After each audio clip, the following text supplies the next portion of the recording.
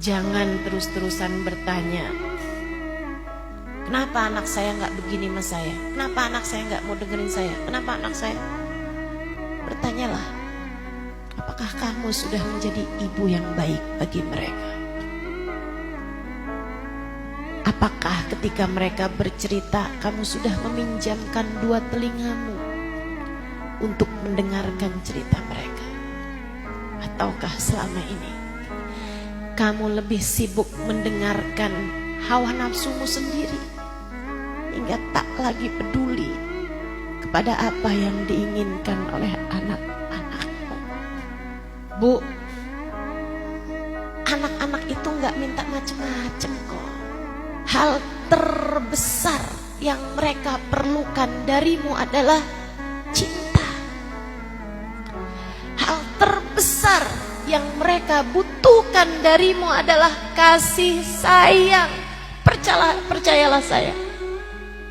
Enggak, kamu enggak harus jadi perempuan-perempuan hebat, perempuan-perempuan yang punya gelar akademis, atau kamu harus jadi ustadzah yang hafal banyak hadis, hafal banyak ayat.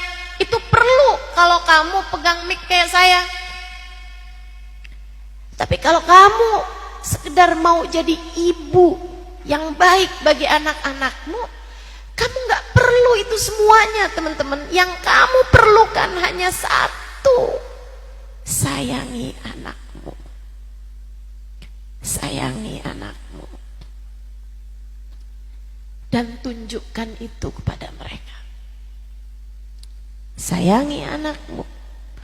Tunjukkan itu kepada anak-anakmu biar mereka tahu. Ada banyak orang tua, anak umuran SD,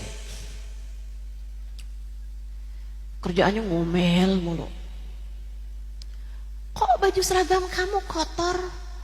Kok kamu ketinggalan bukunya? Kok kamu belum ngerjain PR? Kamu udah marah mulu kerjaannya. Kadang-kadang sampai kamu cubit.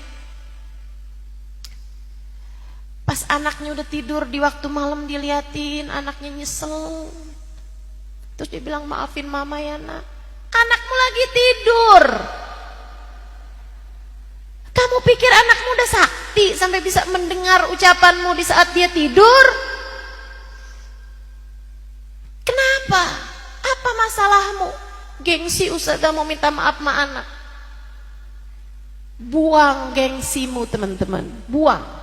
Enggak ada perlunya. Apa yang mau kamu pertahankan dari gengsimu itu? Minta maaf sama anak. Minta maaf. Nanti dia manja ustazah. Enggak ada ceritanya begitu. Enggak ada ceritanya begitu.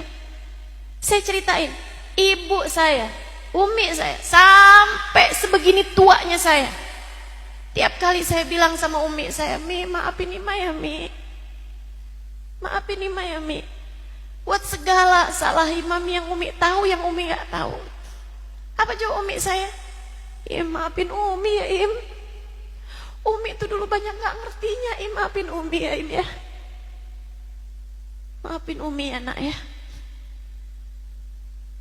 Bahkan kadang-kadang di saat saya gak minta maaf sekalipun, umi saya senang banget pegang-pegangin tangan kalau habis sholat. Terus umi bilang, maafin umi ya nak ya, maafin umi ya nok ya. Apa? Terus saya jadi manja gitu? Gak pernah. Gak usah takut. Justru anak akan belajar bagaimana meminta maaf ketika berbuat kesalahan. Kamu harus jadi orang tua yang solehah, berakhlak, biar anak-anak kamu bisa mencontoh itu dalam dirimu. Sebab lisanul hal afsah min lisanil maqal.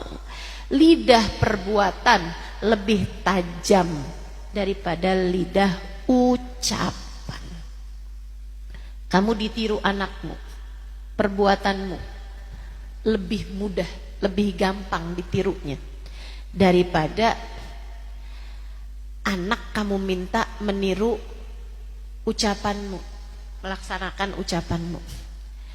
Kalau kita nasehatin anak, mereka akan dengar. Tapi kalau nasehatmu sama perbuatanmu nggak sama, mereka akan sulit untuk bisa menerapkannya. Makanya kalau kamu bilang, anak saya bilangin nggak nurut, ucapan saya nggak didengar, teman-teman saya sekalian, barangkali karena kamu selama ini berucap hanya dengan lisan untuk sesuatu hal yang tidak kamu praktekkan. Coba praktekin, kamu akan mendapati anak-anakmu mudah untuk mengamalkannya. Insya Allah.